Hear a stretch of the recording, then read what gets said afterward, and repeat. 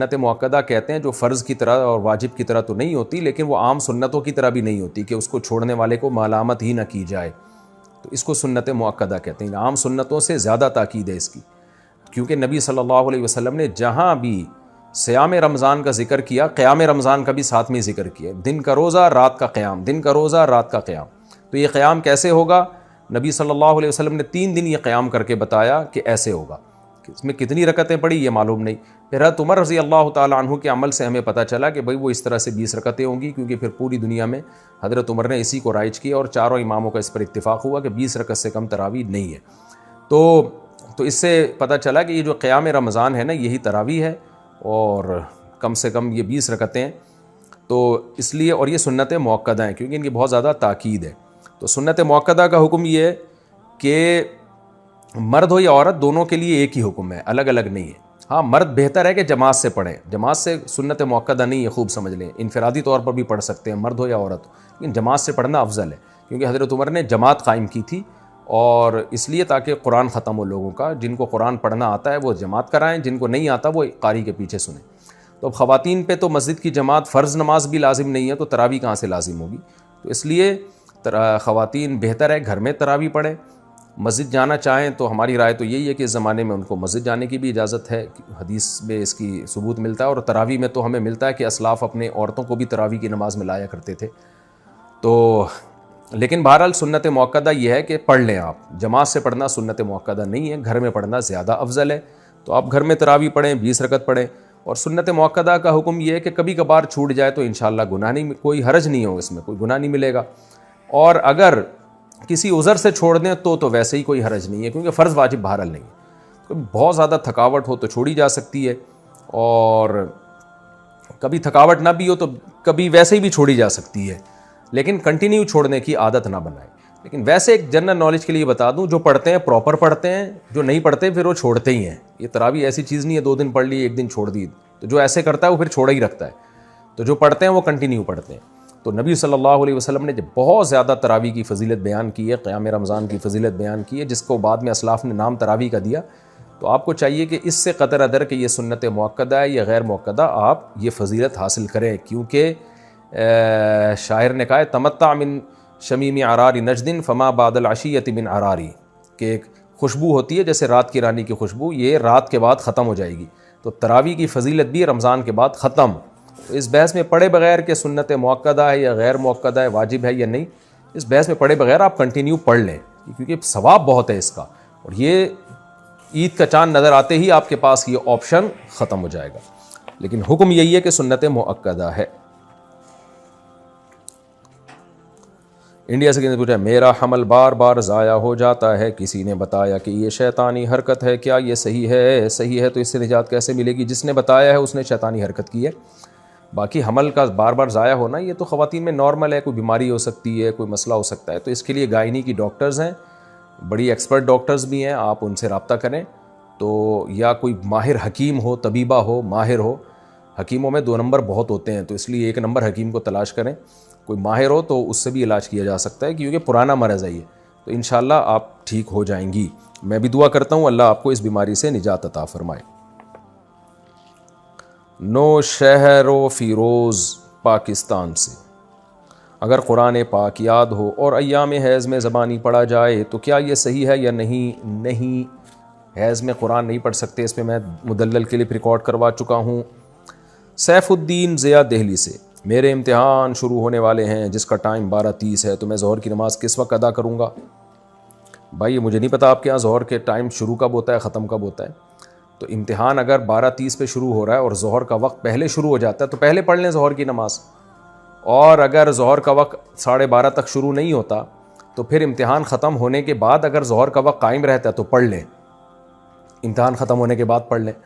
اور اگر آپ سمجھتے ہیں ایگزامینیشن ہال میں جتنی دیر بیٹھوں گا ظہر کا پورا وقت ختم ہو چکا ہوگا، نقشے میں دیکھ لیں، میپ میں، یعنی جو جدول ہوتا ہے نا جس میں نمازوں کے ٹائم ہوتے ہیں، تو پھر آپ کو امتحان کے دوران نماز پڑھنی پڑے گی۔ اس کا طریقہ یہ ہے کہ آپ کسی بہانے سے چلے جائیں، واش روم چلے جائیں یا کہیں بھی وضو کر لیں، اور پھر جا کے جلدی سے 4 فرض پڑھ لیں۔ آپ سنتیں ایسی مجبوری میں چھوڑ دیں آپ، لیکن فرض نماز کسی قیمت پہ قضا نہیں ہو سکتی، خوب سمجھ لیں۔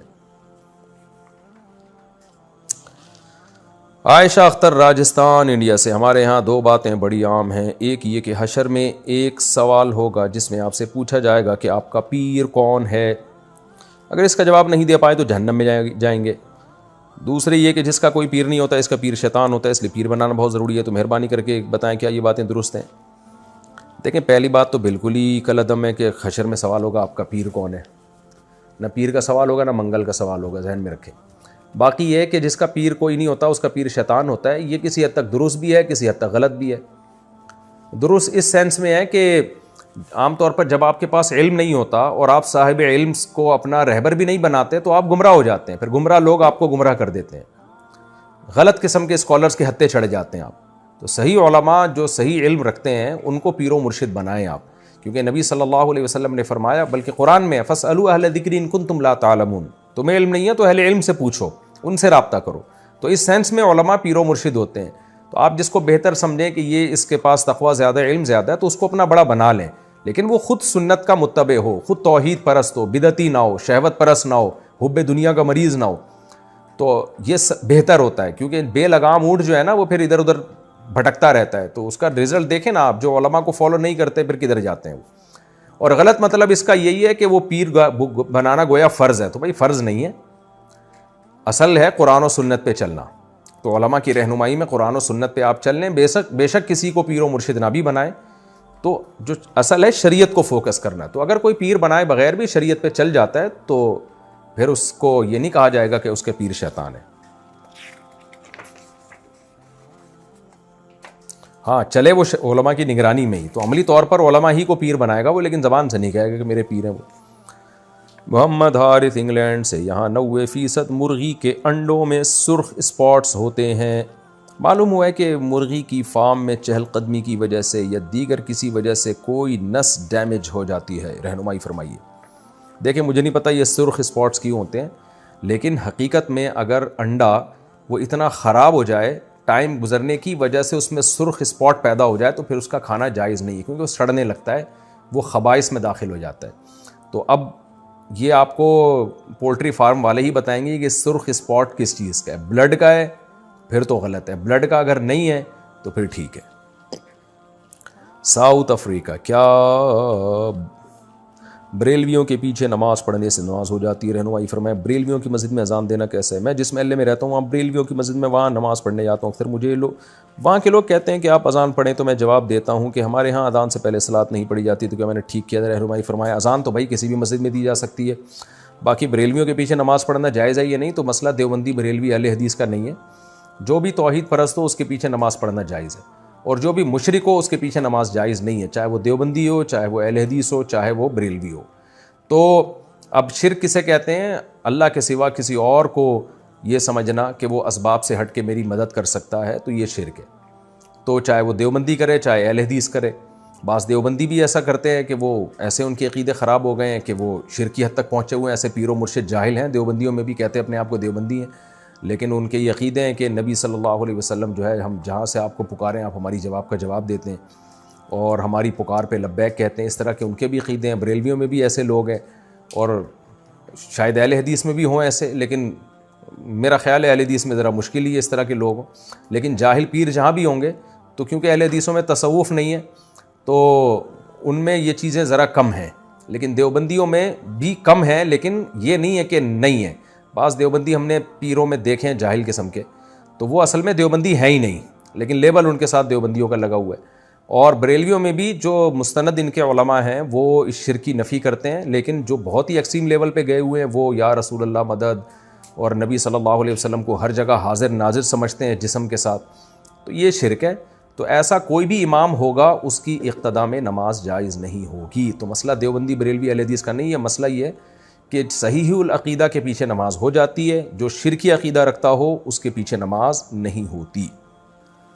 عبداللہ آفریدی یو کے سے، یہاں پر ایک مسجد میں بریلوی لوگ اذان سے پہلے اور اذان کے بعد بھی کچھ پڑھتے ہیں، تو ان کے پیچھے نماز پڑھ سکتے ہیں یا نہیں؟ یہ مسئلہ بھی میں نے بتایا ہے کہ بات دیوبندی بریلوی کی نہیں ہے، بات یہ ہے کہ جس کا عقیدہ شرکیہ ہو، چاہے وہ دیوبندی ہو، چاہے بریلوی ہو، چاہے اہل حدیث ہو، اس کے پیچھے نماز نہیں ہوگی، اور جس کا عقیدہ شرکیہ نہیں ہے اور اسلام کے بنیادی عقیدوں کا وہ منکر نہیں ہے، اس کے پیچھے نماز ہو جائے گی، چاہے بریلوی ہو، چاہے دیوبندی ہو، چاہے اہل حدیث ہو۔ انڈیا سے کسی نے پوچھا ہے میرا ایک لڑکی سے نکاح ہوا تھا جس کو میں بالکل بھی پسند نہیں کرتا تھا اور نہ اب کر رہا ہوں. عجیب آدمی ہے بھائی. جب سے یہ نکاح ہوا ہے اس وقت سے اب تک بے سکون ہوں. میری صحت بھی بہت خراب ہے. جب بھی اس سے بات کرتا ہوں تو اور بھی بے سکونی ہو جاتی ہے. نفرت ہوتی جا رہی ہے. کسی بھی چیز میں دل نہیں لگ رہا. میرے حالات بہت خراب ہیں. دل جیسے بجھ سا گیا ہے. میرے حالات کی وجہ سے میرے والدین پر بھی برا اثر پڑ رہا ہے. میں کیا کروں؟ آپ ایک اور شادی کر لیں میرے بھائی. اس بیچاری کو آپ چھوڑیں گے تو آج کل پتہ ہے طلاق کے بعد لڑکیوں کا ہوتا کیا ہے. اور دوسری بات آپ کی غلطی ہے. آپ کو دیکھ بھال کے شادی کرنی چاہیے تھی. اگر آپ کو بالکل بھی پسند نہیں تھی تو آپ اڑ جاتے. آپ نے دوسرے کی زندگی کو اپنی ماں باپ کی بھینٹ کیوں چڑھا دیا بھائی؟ لڑکا کہتا ہے میرے ماں باپ کا دباؤ تھا. بھائی صاحب آپ جو ہے نا ماں باپ کے کہنے میں آ کے آپ کسی لڑکی کی زندگی آپ برباد کر رہے ہو. تو آپ کو اگر نہیں کرنی تھی آپ کہہ دیتے کہ بھائی یہ نہیں ہو سکتا, میں کسی صورت میں قبول نہیں کروں گا. دیکھا ہی ہوگا نا آپ نے, یا بغیر دیکھے کر لیا آپ نے. تو اب اگر آپ نے اس کو دھوکہ دیا اور اس بیچاری کو جو ہے نا ماں باپ کے کہنے پر نہ چاہتے ہوئے بھی شادی کر لی, تو اس میں لڑکی کا کیا قصور ہے؟ تو اس صورت میں ہم کبھی بھی طلاق کا مشورہ نہیں دیتے. لڑکیوں کے ساتھ حالات بہت خراب ہو جاتے ہیں طلاق کے بعد. تو آپ کے پاس اللہ نے ایک آپشن دیا, 3 مزید شادیاں کریں آپ. اور میں انشاءاللہ آپ کو دعوے سے کہتا ہوں جب آپ ایک اور شادی کریں گے تو اس پہلی بیوی سے بھی آپ کو محبت ہو جائے گی. کیونکہ آپ کی ایک ڈیزائرز ہیں, جو جسمانی ڈیزائرز ہیں, وہ جب دوسری بیوی سے پوری ہوں گی تو اس کو آپ اس طور پر قبول ذہن کر لے گا کہ بھائی چلو میرے نکاح میں یہ پہلی عورت ہے جو میرے نکاح میں آئی ہے. انسان کو پہلی بیوی سے اس بیس پہ بھی محبت ہوتی ہے کہ میں جب کنوارا تھا تو پہلی عورت میری زندگی میں آئی ہے یہ. تو یہ بھی ایک وجہ ہوتی ہے. اب آپ دیکھیں نا لوگوں کی بیوی بوڑھی ہو جاتی ہے پھر بھی لوگ محبت کر رہے ہوتے ہیں. کیوں بھائی؟ یہ میری جو ہے نا زندگی میری اس کے ساتھ گزری ہے. تو میں مشورہ آپ کو نہیں دوں گا. باقی شرعی حکم کیا ہے؟ شرعی حکم یہ ہے کہ مرد جب طلاق دینا چاہے کسی معقول وجہ سے وہ طلاق دے سکتا ہے, بشرطے کہ طہر میں پاکی کے ایام میں 1 طلاق دے, ہم بستری کیے بغیر, وہ جو طلاق کا سنت طریقہ ہے. تو اس طریقے سے طلاق دیں گے, طلاق ہو تو جائے گی. لیکن بہرحال شریعت نے اس کو ناپسند کیا. اب غض الحلال, حلال ہونے کے باوجود ناپسند کیا ہے. تو حلال ہے آپ کے لیے ایسی لڑکی کو ڈیورس دینا, لیکن بہرحال ناپسندیدہ کام ہے. تو ناپسندیدہ کام کے کبھی بھی مشورے نہیں دیے جا سکتے. اور خاص طور پر اپنی بہن بیٹیاں جو آپ کی بیٹیاں بعد میں ہوں گی ان کو سامنے رکھ کے سوچیں کہ طلاق کے بعد بیچاری لڑکیوں کا حشر کیا ہوتا ہے. تو اس لیے آپ ان کو اتنا زیادہ بوجھ دل پہ نہ لیں, ایک اور شادی کریں اور اس کے ساتھ جو ہے انشاءاللہ اس کے بعد آپ کے دل میں اللہ اس کی محبت بھی انشاءاللہ ڈال دے گا. انڈیا سے کسی نے پوچھا ہے رمضان میں نفلی عبادت کرنا افضل ہے؟ نفلی عبادت کہاں کرنا افضل ہے؟ گھر میں کرنی چاہیے مسجد میں؟ تمام تر نفلی عبادتیں گھر میں کرنا ہی افضل ہیں. ہاں مسجد میں بھی کی جا سکتی ہیں, بعض دفعہ گھر میں دل نہیں لگ رہا ہوتا تو مسجد میں کر لیں, لیکن افضل یہی ہے کہ نبی صلی اللہ علیہ وسلم سے جو ثابت ہے گھر میں. البتہ اشراق کی جو نماز ہے نا اس میں جو حدیث میں آتا ہے کہ فجر پڑھ کے وہیں بیٹھے رہیں, تسبیح کریں, اور سورج جب طلوع ہو جائے اچھی طرح سے تو پھر 2 رکعت پڑھ لیں, تو وہ مسجد میں ہی ہے. اس کے علاوہ جو ہے گھر میں پڑھنا زیادہ افضل ہے. لیکن نہ کرنے سے بہتر ہے کہ کہیں بھی کر لیں, بھلے گھر میں نہیں تو مسجد میں ہی کر لیں, اس چکر میں چھوڑیں نہیں. انڈیا سے سعودی عرب سے کسی نے پوچھا ہے خواتین کے لیے تبلیغی جماعت میں جانے کے بارے میں کیا حکم ہے؟ رہنمائی فرمائیں. ایک ہی راستہ خواتین کے لیے ڈھنگ کا رہ گیا ہے, جہاں وہ پردہ سیکھتی ہیں, جہاں وہ حیا سیکھتی ہیں, اس کے بارے میں بھی حکم پوچھ رہے ہیں. میں تو کہہ رہا ہوں یہ حکم میں اپنی بیویوں کو لے جایا کرو تبلیغ میں میرے بھائی, بہت فائدہ ہوگا. جن لوگوں نے اپنی عورتوں کو تبلیغ میں لے کر گئے ان کے گھروں میں معمولات زندہ ہو گئے ہیں, تسبیحات تلاوت کی پابندی ہو گئی ہے, تو لے جایا کریں. انڈیا سے کسی نے پوچھا ہے کسی نے بینک میں 1 لاکھ روپے جمع کیے اور ان پیسوں پر بینک نے اس شخص کو بیاض یعنی سود دیا. ان بیاض کے پیسوں کا وہ شخص کیا کرے گا؟ اس کی وضاحت کریں. غلط کام کیا اس نے بینک میں, کیوں سودی بینک میں رکھے؟ بہرحال اب رکھ لیے تو جو سود ملا ہے اس کو لے لے اور ثواب کی نیت کے بغیر صدقہ کر دے. عرفان صاحب ہندوستان سے پوچھتے ہیں ہم 6 بہن بھائی ہیں اور 2 بھائی اور 4 بہنیں. الحمدللہ میری ماں اور باپ ٹھیک ہیں اور میرے ساتھ رہ رہے ہیں. میرے والد کے پاس 3 جائیدادیں تھیں جن میں انہوں نے میری بہنوں کی شادیوں کے لیے 2 جائیدادیں بیچی تھیں, اور ان کی شادی میں انہوں نے انہیں سونا اور پیسہ اور دیگر گھریلو ضروریات جیسی قیمتی چیزیں دے دی تھیں. اور میرے والد نے انہیں بتایا تھا کہ میں نے آپ کی خاطر کروڑوں کی 2 جائیدادیں بیچی ہیں, آپ کو پیسے اور سونا دیا ہے اور آپ کی شادیاں اچھے طریقے سے کی. باقی جائیداد ان 2 بیٹوں کی ہوگی جو میں اور میرا بھائی ہیں. اور وہ بھی اس وقت اس پر راضی ہو گئے تھے. اب اتنے سال گزر چکے کہ میری بہنیں اس پراپرٹی میں حصہ مانگ رہی ہیں, جو میری اور میرے بڑے بھائی کی ہے. میرے والد اور والدہ اب بھی ایک ہی فیصلے پر ہیں کہ باقی ماندہ جائیداد مجھے اور میرے بھائی کو تقسیم کر دیں. الحمدللہ ہماری بہنوں کی اچھی جائیدادیں ہیں، لیکن پھر بھی وہ اس جائیداد میں حصہ کا مطالبہ کر رہی ہیں جو میرے والد نے میرے اور میرے بھائی کے لیے رکھی ہے. جو رقم اور سونا میرے والد میری بہنوں کو ان کی شادی میں میرے والد نے دیا تھا وہ اس حصے کے مقابلے میں بہت زیادہ قیمتی ہے وہ جو جائیدادیں مانگ رہی ہیں. میں صرف یہ واضح کرنا چاہتا ہوں کہ کیا میں یہ جائیداد اپنے والد اور والدہ سے لے سکتا ہوں؟ کیا اسلام میں اس جائیداد کو قبول کرنا قانونی ہوگا؟ براہ کرم مجھے مشورہ دیں، مسئلہ بتائیں. دیکھو ابھی آپ کے والد صاحب زندہ ہیں تو اس میں نہ بہنوں کا حق ہے نہ آپ کا حق ہے، لیکن آپ کے ابا نے جب کروڑوں کی جائیدادیں یا کروڑوں روپے بیٹیوں کو دے دیے تو اب ابا کو چاہیے کہ اتنا ہی پیسے بیٹوں کو بھی دیں. یہ کہنا کہ جائیداد میں بیٹیوں کا حصہ نہیں ہے یہ غلط ہے، کیونکہ ابا کے انتقال کے بعد جتنا ابا کا مال ہوگا دوبارہ سے اس میں پوری وراثت تقسیم ہوگی اور بہنوں کو بھی پورا حصہ ملے گا. تو اب اس کا یہی حل ہے کہ ابا چونکہ ابھی زندہ ہیں تو زندگی میں یہ کام کر لیں کہ جب بہنوں کو دے دیا ہے تو پھر بیٹوں کو بھی ان کا حصہ زندگی میں دے کے ہینڈ اوور کر دیں.